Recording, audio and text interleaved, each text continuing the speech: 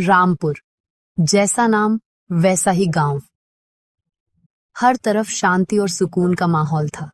सुबह की पहली किरण के साथ ही गांव की जिंदगी शुरू हो जाती थी। कहीं खेतों में हल चलते किसान, तो कहीं पनघट पर बतियाती औरतें। यह गांव अपनी सादगी और भाईचारे के लिए जाना जाता था। यहाँ हर कोई एक दूसरे को जानता था, एक दूसरे के सुख दुख में शामिल होता था। गांव के बीचों बीच एक पुराना बरगद का पेड़ था, जो मानो पूरे गांव का रखवाला हो। बच्चे उसी पेड़ के नीचे खेलते, बड़े बुजुर्ग चौपाल पर बैठकर गांव जहान की बातें करते। इस गांव की हवा में एक अपनापन था, एक सुरक्षा का एहसास था। इसी गांव में रहता था रामलाल का परिवार। रामलाल एक सीधा सादा किसान था, जिसकी दुनिया उसकी पत्नी सावित्री और बेटी राधा के इर्द गिर्द घूमती थी। राधा 17 साल की, पूरे गांव की लाडली थी। उसकी हंसी से मानो पूरा आंगन खिल उठता था। वह पढ़ाई में होशियार थी और गांव के स्कूल के बाद शहर जाकर टीचर बनना चाहती थी। उसके सपने बड़ी डीढ़े थे और उन सपनों को पूरा करने के लिए उसके माँ बाप दिन रात मेहनत करते थे। सावित्री एक घरेलू महिला थी, जिसका पूरा दिन घर परिवार की देखभाल में ही निकल जाता था। उनका छोटा सा घर खुशियों से भरा हुआ था, जहां किसी को किसी से कोई शिकायत नहीं थी। गांव का एक और अहम किरदार था सरपंच दीनदयाल। दीनदयाल जी उम्रदराज और अनुभवी व्यक्ति थे। गांव का हर छोटा बड़ा मसला उन्हीं की चौपाल पर सुलझाया जाता था। उनका फैसला पत्थर की लकीर माना जाता था। वह हमेशा न्याय और सच का साथ देते थे। उनके अलावा गांव में एक और जाना पहचाना चेहरा था, रमेश। रमेश रामलाल का पेडिडी डोसी था और राधा को अपनी छोटी बहन की तरह मानता था। वह अक्सर रामलाल के घर आता जाता और खेतों में भी उसकी मदद कर दिया करता था। कुल मिलाकर रामपुर गांव एक ऐसे परिवार की तरह था, जहां सब कुछ ठीक चल रहा था। लेकिन कहते हैं ना, हर शांति के पीछे एक तूफान छिपा होता है। किसी को क्या पता था कि इस हंसते खेलते गांव की खुशियों को किसी की नजर लगने वाली है। किसी को अंदाजा नहीं था कि यह शांत सुबह एक ऐसी रात का आगाज है, जो अपने साथ एक ऐसा अंधेरा लेकर आएगी, जो गांव की रूह को कंपा कर रख देगा। आने वाला कल अपने साथ क्या लाने वाला है, इससे हर कोई अनजान था। गांव अपनी रोजमर्रा की जिंदगी में मग्न था और होनी एक भयानक साजिश का जाल बुन रही थी। एक ऐसा जाल जिससे निकल पाना शायद किसी के लिए भी मुमकिन नहीं था। उस रात चांद भी शायद बादलों में छिप गया था। गांव में गहरा सन्नाटा पसरा था। सिवाय झिंगुरों की आवाज के और कुछ सुनाई नहीं दे रहा था। लोग अपने अपने घरों में गहरी नींद में सो रहे थे, बेखबर कि उनके गांव में कुछ भयानक होने वाला है। तभी आधी रात के करीब रामलाल के घर के पिछवाड़े से एक दिल दहला देने वाली चीख गूंजी। वह चीख इतनी दर्दनाक थी कि उसने रात के सन्नाटे को चीर कर रख दिया। कुछ पड़ोसियों की नींद खुली, लेकिन उन्होंने सोचा कि शायद कोई जानवर होगा और वे वापस सो गए। किसी ने यह जानने की कोशिश नहीं की कि यह चीख किसकी थी और क्यों थी। राधा, बेटी राधा, कहाँ है तू? अगली सुबह जब सूरज की किरणें जमीन पर पड़ गईं, तो सावित्री की आंख खुली। उसने देखा कि राधा अपने बिस्तर पर नहीं है। उसे लगा कि शायद वह सुबह सुबह ही उठकर बाहर आंगन में होगी, जैसा कि वह अक्सर करती थी। सावित्री बाहर आई, लेकिन कोई जवाब नहीं आया। उसका मन अब घबराने लगा। उसने पूरे घर में देखा, लेकिन राधा कहीं नहीं थी। रामलाल भी उठ चुका था और दोनों मिलकर उसे ढूंढने लगे। उनकी बेचैनी बढ़ती जा रही थी। एक अनजाना डर उनके दिलों में घर कर रहा था। ढूंढते ढूंढते रामलाल घर के पीछे वाले खेत की तरफ गया। वहां का मंजर देखकर उसके पैरों तले जमीन खिसक गई। उसकी लाडली बेटी राधा जमीन पर बेसुध पड़ी थी। उसके कपड़े फटे हुए थे और जिस्म पर चोट के निशान थे। रामलाल की दुनिया एक पल में उजड़ गई। उसकी चीख सुनकर सावित्री और आस पड़ोस के लोग दौड़ते चले आए। अपनी बेटी की यह हालत देखकर सावित्री वहीं बेहोश हो गई। पूरे गांव में यह खबर आग की तरह फैल गई। जो गांव कल तक खुशियों से चहक रहा था, आज वहां मातम का साया पसर चुका था। हर आंख में आंसू थे और हर दिल में गुस्सा। गांव वालों ने तुरंत सरपंच दीनदयाल को बुलाया और पुलिस को इत्तला दी गई। किसी को समझ नहीं आ रहा था कि ऐसा कौन कर सकता है। राधा तो सबकी प्यारी थी, उसकी किसी से क्या दुश्मनी हो सकती थी। गांव का हर शख्स सदमे में था। जो लोग कल तक एक दूसरे पर भरोसा करते थे, आज उनकी आंखों में एक दूसरे के लिए शक था। वह एक घटना पूरे गांव के आपसी विश्वास को, वहां की शांति को हमेशा हमेशा के लिए खत्म कर चुकी थी। अब बस इंतजार था पुलिस का और उम्मीद थी इंसाफ की, जो बहुत मुश्किल लग रहा था। देखिए, मैं आपका दुख समझ सकता हूं, लेकिन अगर हमें मुजरिम तक पहुंचना है तो आपको हमें सब कुछ बताना होगा। क्या आपकी किसी से कोई दुश्मनी थी? क्या आपको किसी पर शक है? कुछ घंटों बाद पुलिस की जीप गांव की धूल भरी एसडीडी ढाकों पर दौड़ दहाती हुई आई। जीप से उतरे इंस्पेक्टर विजय सिंह। विजय सिंह एक तजुर्बेकार और सख्त मिजाज के अफसर थे। उनकी नजरें किसी भी झूठ को पल में पकड़ी डियाच लेती थीं। उनके साथ 2 हवलदार भी थे। उन्होंने आते ही सबसे पहले घटनास्थल का मुआयना किया। उन्होंने हर छोटी बड़ी चीज को ध्यान से देखा, जैसे कि पैरों के निशान, बिखरा हुआ सामान और राधा के शरीर पर लगी चोटें। विजय सिंह समझ गए थे कि यह केस जितना सीधा दिख रहा है उतना है नहीं। इसके पीछे कोई गहरी साजिश है जिसे बेनकाब करना होगा। इंस्पेक्टर विजय ने सबसे पहले राधा के माँ बाप से बात करने का फैसला किया। रामलाल और सावित्री का रो रो कर बुरा हाल था। रामलाल ने रोते हुए कहा, साहब, हम गरीब लोग हैं, हमारी किससे दुश्मनी होगी? राधा तो सबकी लाडली थी साहब, मेरी बेटी को किसने मार दिया? सावित्री बस एकटक अपनी बेटी की लाश को देखे जा रही थी। उसके मुंह से एक शब्द नहीं निकल रहा था। विजय सिंह ने वहां मौजूद भिद्द पर नजर दौड़ाई। हर चेहरे पर दुहक था, लेकिन कुछ चेहरों पर डर भी साफ झलक रहा था। उन्होंने हवलदार से कहा, सब लोगों के बयान लो। देखो कल रात कौन कहाँ था, कोई भी छोटी सी बात हमारे काम आ सकती है। विजय सिंह जानते थे कि ऐसे मामलों में अक्सर कातिल कोई करीबी ही निकलता है, कोई ऐसा जिस पर कोई शक भी नहीं कर सकता। उनकी जांच का तरीका सबसे अलग था। वह लोगों से सवाल नहीं पूछते थे, बल्कि उनकी आंखों में सच ढूंढने की कोशिश करते थे। उनका मानना था कि जुबान झूठ बोल सकती है, पर आंखें नहीं। पूछताछ का दौर शुरू हुआ। हर कोई अपनी अपनी कहानी बता रहा था। कोई कह रहा था कि उसने रात में एक अजीब सी आवाज सुनी थी, तो कोई कह रहा था कि उसने किसी को भागते हुए देखा था। लेकिन किसी की भी बात में कोई ठोस सुराग नहीं मिल रहा था। हर कोई डरा हुआ था, सहमा हुआ था। इंस्पेक्टर विजय सिंह को यह समझने में देर नहीं लगी कि इस गांव की शांति के पीछे कई राज दफन हैं, और राधा की मौत का राज भी इन्हीं में से एक है। उन्हें अब इन राजों से पर्दा उठाना था, चाहे इसके लिए उन्हें किसी भी हद तक जाना पड़े। क्या है इंस्पेक्टर, मुझे क्यों बुलाया है? जानते नहीं मैं कौन हूं? जांच आगे बढ़ी और शक की सुई सबसे पहले गांव के एक मनचले लद्दे धके शेरू पर गई। शेरू गांव के जमींदार का बिगड़ा हुआ बेटा था। वह अक्सर लद्दे धकियों को छिदता था, और कुछ महीने पहले उसने राधा के साथ भी बदतमीजी करने की कोशिश की थी, जिसके बाद सरपंच ने उसे सजा दी थी। इंस्पेक्टर विजय ने शेरू को थाने बुलवाया। शेरू अकड़देश गेज के साथ थाने आया, जैसे उसे किसी का डर न हो। उसकी आवाज में घमंड साफ झलक रहा था। जानता हूं, इसीलिए तो बुलाया है। बताओ, कल रात तुम कहाँ थे? शेरू ने सीना चौधा करके कहा, मैं अपने दोस्तों के साथ शहर गया था पार्टी करने। देर रात लौटा था। विजय ने पूछा, कोई गवाह है? तुम्हारे दोस्त?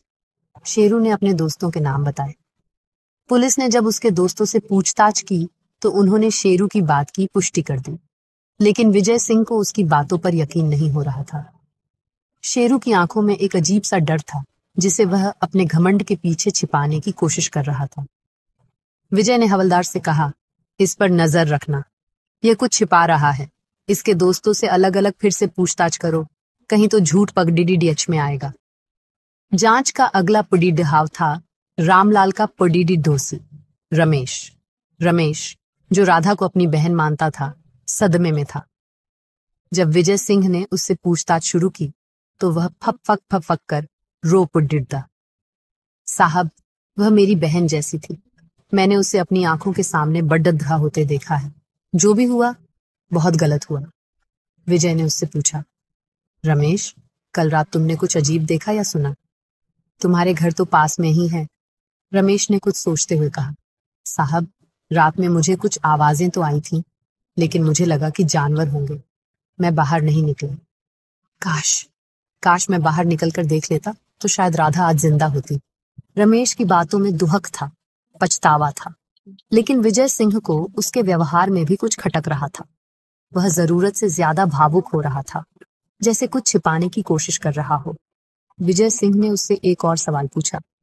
रमेश, तुम्हारे और रामलाल के परिवार के बीच रिश्ते कैसे थे?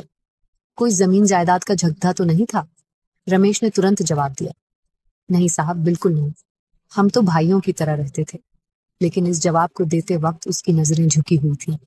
विजय सिंह का शक अब और गहरा हो गया था। उन्हें लग रहा था कि कहानी में और भी परतें हैं जो अभी खुलनी बाकी हैं। साहब, वह मेरी बहन जैसी थी। मैंने उसे अपनी आंखों के सामने बड़दा होते देखा है। जो भी हुआ, बहुत गलत हुआ। इंस्पेक्टर विजय सिंह ने अब गांव के सरपंच दीनदयाल से बात करने का फैसला किया। सरपंच का घर गांव के बाकी घरों से थोड़ा बधा और पक्का बना हुआ था। विजय सिंह जब वहां पहुंचे तो सरपंच ने उनका स्वागत किया। आइए इंस्पेक्टर साहब, बैठिए। मुझे पता है आप बहुत परेशान हैं। इस एक घटना ने हमारे गांव की इज्जत मिट्टी में मिला दी है। दीनदयाल की आवाज में एक ठहराव और गंभीरता थी। विजय सिंह ने सीधे मुद्दे पर आते हुए कहा, सरपंच जी, आप इस गांव को सबसे बेहतर जानते हैं। आपको क्या लगता है ये किसका काम हो सकता है? सरपंच ने एक गहरी सांस ली और बोले, इंस्पेक्टर साहब, जमाना बहुत खराब हो गया है। अब किसी पर भरोसा नहीं किया जा सकता। राधा बहुत अच्छी लड़की थी। कुछ महीने पहले शेरू ने उसके साथ बदतमीजी की थी। मैंने उसे सजा भी दी थी। हो सकता है यह उसी का काम हो, बदले की भावना से। विजय सिंह ने कहा, शेरू से हमारी पूछताछ चल रही है, लेकिन उसके पास शहर में होने का सबूत है। क्या उसके अलावा भी कोई है जिस पर आपको शक हो? कोई पुरानी रंजिश, कोई जमीन का विवाद? सरपंच ने कुछ देर सोचा और फिर कहा, नहीं साहब, रामलाल तो सीधा आदमी है। उसकी किसी से कोई दुश्मनी नहीं थी। बातचीत के दौरान विजय सिंह की नजर सरपंच के हाथ में पहनी एक अंगूठी पर पड़े दे थी। वह एक खास डिजाइन की चांदी की अंगूठी थी। विजय सिंह ने इसके बारे में कुछ नहीं कहा, लेकिन उसे अपने जहन में बिठा लिया। उन्होंने सरपंच से गांव के और लोगों के बारे में जानकारी ली और वहां से चले आए। सरपंच की बातों ने उन्हें सोचने पर मजबूर कर दिया था। सरपंच हर किसी के बारे में बता रहे थे, लेकिन उनकी बातों में एक तरह की दूरी थी, जैसे वह खुद को इस सबसे अलग रखना चाहते हों। यह बात विजय सिंह को थोड़ी अजीब लगी। थाने वापस लौटते हुए विजय सिंह के दिमाग में सरपंच की अंगूठी घूम रही थी। उन्हें याद आया कि घटना स्थल पर उन्हें जमीन पर कुछ खरोंच के निशान मिले थे, जो किसी धातु के घिसने से बने लग रहे थे। क्या यह महज एक इत्तेफाक था या फिर इसका कोई गहरा मतलब था? उन्होंने हवलदार को बुलाया और कहा, एक काम करो, घटना स्थल की दोबारा बारीकी से जांच करो। देखो क्या वहां कोई छोटी से छोटी चीज, कोई बटन, कोई धागा या कुछ भी ऐसा मिलता है जो हमारा ध्यान खींच सके। मुझे यकीन है कि कातिल कोई न कोई सुराग जरूर छोड़ गया है। पुलिस की जांच लगातार चल रही थी, लेकिन अब तक कोई ठोस सुराग हाथ नहीं लग रहा था। शेरू और रमेश दोनों ही शक के दायरे में थे, मगर किसी के खिलाफ कोई पुख्ता सबूत नहीं था। गांव के लोग भी अब पुलिस की कार्यशैली पर सवाल उठाने लगे थे। उन्हें लगने लगा था कि शायद पुलिस इस केस को सुलझा ही नहीं पाएगी। इंस्पेक्टर विजय सिंह पर दबाव बढ़ रहता था, लेकिन उन्होंने हार मानना तो सीखा ही नहीं था। उन्हें पूरा यकीन था कि सच्चाई कहीं न कहीं आसपास ही है, बस उसे ढूंढ निकालने की जरूरत है। इसी उम्मीद में वो अक्सर गांव के नुक्कड़ी सेडाज पर बनी चाय की दुकान पर जाकर बैठ जाते और लोगों की बातें सुनते। शायद कोई सुराग मिल जाए। साहब, एक बात कहूं, डर लगता है कहीं कोई मुझे कुछ कर न दे। डरो मत छोटू, जो भी जानते हो खुलकर बताओ। तुम्हारी सुरक्षा हमारी जिम्मेदारी है। साहब, जिस रात राधा बिटिया के साथ यह सब हुआ, उस रात मैंने सरपंच जी को देर से अपने घर की तरफ जाते देखा था। वह बहुत घबराए हुए लग रहे थे और उनके कपड़ों पर मिट्टी लगी थी। यह सुनकर इंस्पेक्टर विजय सिंह चौंक गए। सरपंच, जो गांव में न्याय का प्रतीक माना जाता था, उस पर शक करना भी आसान नहीं था, लेकिन छोटू की गवाही को नजरअंदाज करना अब मुमकिन नहीं था। तुमने ये बात पहले क्यों नहीं बताई? साहब, सरपंच जी से कौन दुश्मनी मोल लेना चाहेगा? पूरा गांव उनकी इज्जत करता है। मुझे लगा कि अगर मैं कुछ बोलूंगा तो कोई मेरी बात पर यकीन नहीं करेगा और उल्टा मैं ही फंस जाऊंगा। इंस्पेक्टर विजय सिंह समझ गए कि गांव का डर ही असली अपराधी का सबसे बड़ा हथियार है। उन्होंने छोटू का शुक्रिया अदा किया और उसे किसी से भी इस बारे में बात करने से मना किया। अब उनके पास एक नई दिशा थी, एक नया संदिग्ध, सरपंच दीनदयाल। लेकिन सरपंच गांव का इज्जतदार आदमी था, उसे बिना किसी ठोस सबूत के गिरफ्तार नहीं किया जा सकता था। विजय सिंह को अब एक ऐसा सबूत चाहिए था जिसे सरपंच झुठला न सके। उन्हें सरपंच की वो अंगूठी याद आई। उन्होंने तय कर लिया था कि अब सरपंच के घर की तलाशी ली जाएगी। शायद वहां कुछ ऐसा मिल जाए जो इस केस की गुत्थी को सुलझा दे। अगले ही दिन इंस्पेक्टर विजय सिंह तलाशी वारंट लेकर सरपंच दीनदयाल के घर पहुंच गए। सरपंच उन्हें देखकर हैरान रह गया। सरपंच जी, ये बस एक कानूनी प्रक्रिया है, आप कृपया हमें हमारा काम करने दें। सरपंच चुप हो गया, लेकिन उसके चेहरे पर गुस्सा साफ झलक रहा था। पुलिस ने घर की तलाशी शुरू कर दी। वे हर कोने, हर अलमारी, हर संदूक को बड़िद्दी बारीकी से देख रहे थे। तलाशी काफी देर तक चली, लेकिन कुछ भी संदिग्ध नहीं मिला। अब सरपंच के चेहरे पर एक विजयी मुस्कान थी, जैसे उसे पूरा भरोसा हो कि पुलिस को कुछ नहीं मिलेगा। तभी एक हवलदार की नजर घर के पिछवाड़े बने एक छोटे से स्टोर रूम पर ऑडी डेसी। वहां लगदिद्दियों के ढेर के नीचे कुछ छिपा हुआ सा लग रहा था। हवलदार ने लगदिद्दियां हटानी शुरू की। अरे वहां कुछ नहीं है, क्यों खामखा मेहनत कर रहे हो? लेकिन तब तक हवलदार को एक कपडिद्दे की पोटली मिल चुकी थी। विजय सिंह ने पोटली खोलने का इशारा किया। जैसे ही पोटली खुली, सबके होश उड़ दिहाए। उसके अंदर खून से सने हुए कपडिद्दे थे, वही कपडिद्दे जो सरपंच ने उस रात पहने थे। कपडिद्दों के साथ ही राधा की टूटी हुई चूदिद्दी का एक टुकडिद्दा भी मिला। अब सब कुछ बिल्कुल साफ हो गया था। सरपंच दीनदयाल का चेहरा सफेद पुड्डिड्डी गया था। उसके पास अब कहने के लिए कुछ नहीं बचा था। झूठ के सारे पर्दे हट चुके थे और सच अपनी पूरी भयावहता के साथ सामने आ चुका था। क्यों किया तुमने ऐसा सरपंच? सरपंच जमीन पर बैठ गया और रोने लगा। उसका सारा घमंड, सारी इज्जत पल भर में खाक हो गई थी। गांव वाले, जो अब तक उसे न्याय का देवता मानते थे, आज उसकी असलियत देखकर सन्न थे। किसी को अपनी आंखों और कानों पर यकीन नहीं हो रहा था।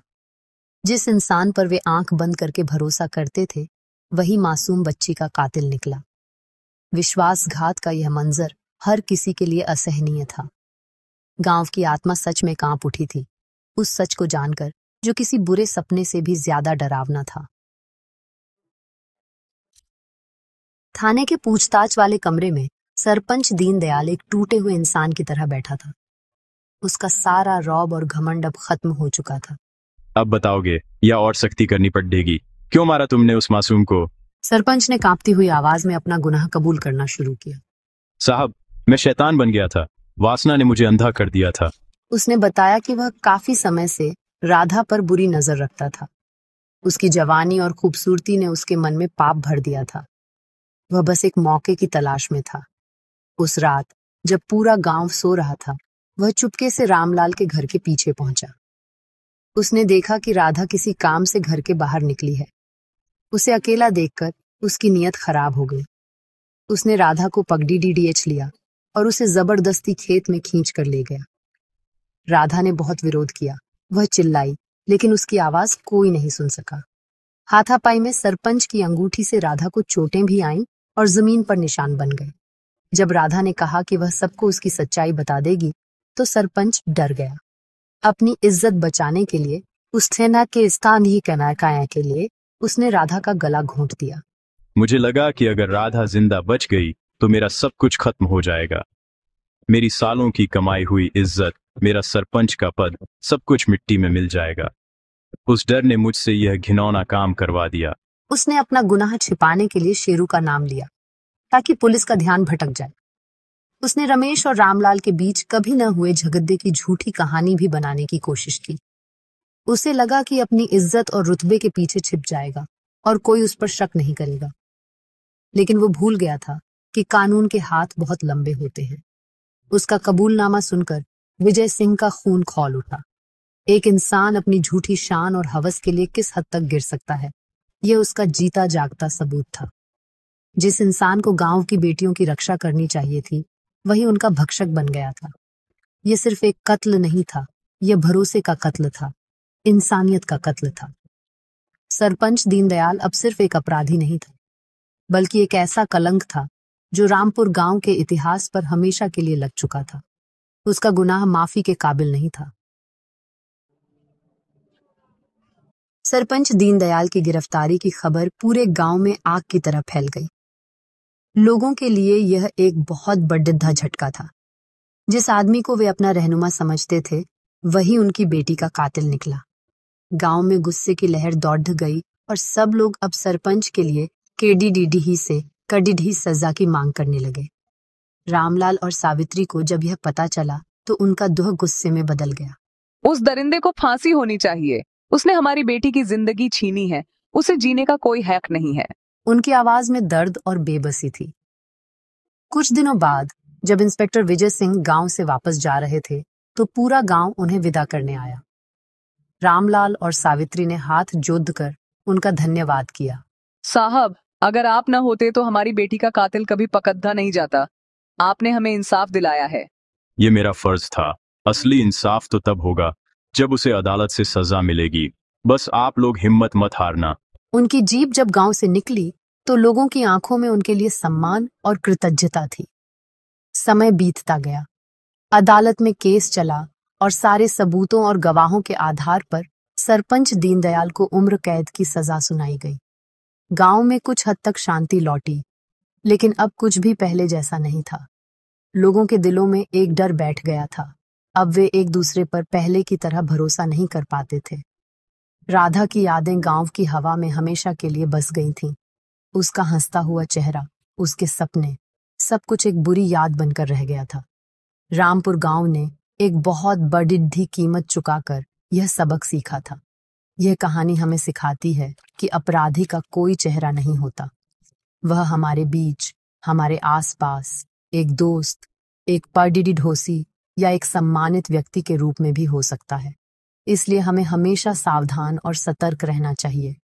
किसी पर भी आंख बंद करके भरोसा करना खतरनाक हो सकता है।